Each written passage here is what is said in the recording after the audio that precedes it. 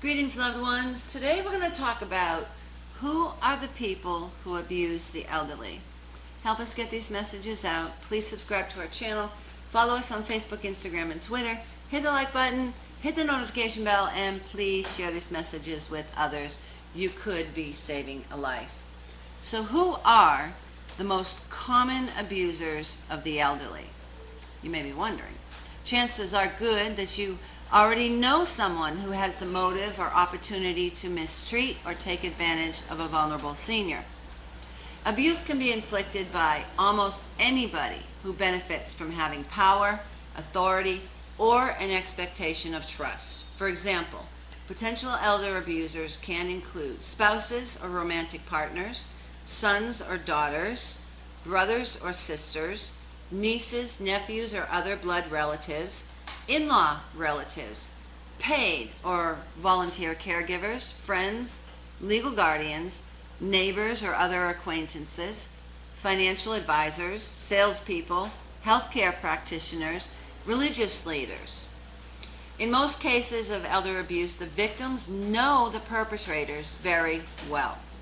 That's even true when it comes to financial abuse. In fact, according to the NCEA, family members account for close to 60% of those who financially exploit seniors. And friends, neighbors, and home care aides collectively account for nearly 32% of financial abusers who target the elderly.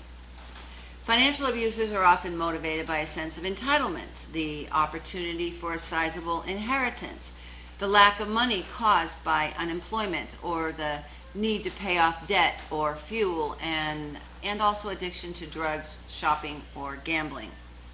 Many elderly people experience domestic violence, so couples who retire together often deal with new financial challenges, disabilities, or changes to their roles that strain their relationships. Physical or emotional abuse can become a problem as tensions escalate and frustrations set in. Adult children who live with their elderly parents can also become violent and frustrated, faced with the costs and the demands of caregiving, especially if they depend on their parents' financial resources.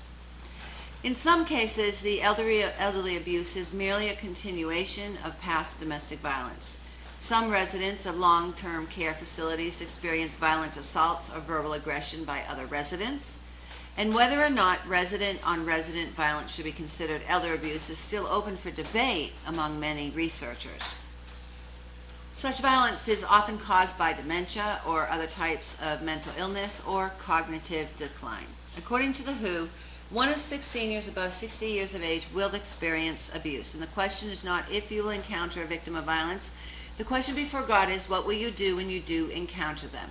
You are called. We are all called to be champions for justice, and those who suffer violence, they need to know that those who love them and those who don't even know them will reach out to them and give them the help they need before it's too late. Help us get these messages out. Please subscribe to our channel. Follow us on Facebook, Instagram, and Twitter. Hit the like button, hit that notification bell, and share these messages with others. You could save a life. If you're a victim of violence, listen to me. I want you to know that you are valued and loved, you're intelligent, and you are worthy. God does not want you to suffer violence. He wants you to live free from violence in peace and tranquility. There is a way out. I want you to know it's not your fault. Anyone who's abusing you doesn't love you, and most of all, I want you to know that you're not alone. If you're a victim of violence, please reach out to somebody today. If you find yourself in a dangerous situation, call 911 for help. And if you know of a senior who's suffering violence, tell the authorities. In our next episode, we're going to talk about why some seniors are more vulnerable than others. Until then, God bless you.